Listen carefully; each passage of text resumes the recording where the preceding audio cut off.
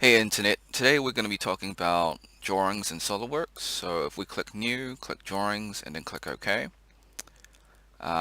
we'll just pick A3.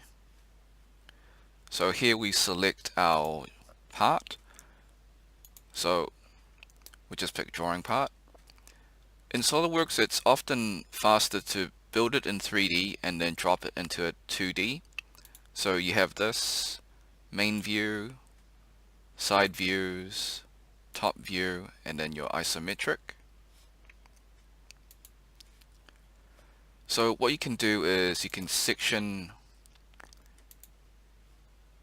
a piece, and it can show you what it looks like when it's cut. It shows detail. So these are just some of the features. So maybe you want to have like a zoomed in image of that. Yeah, so you got other views as well. That's for your view layout. For annotations, I would say dimensioning is important.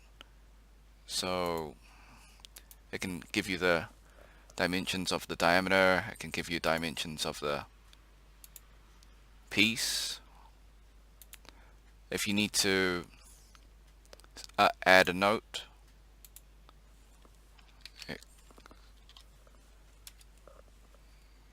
so just adding notes to places, so that's handy.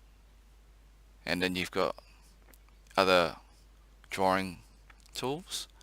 So a balloon, you would use that for like a bill of materials or like multi-part assemblies.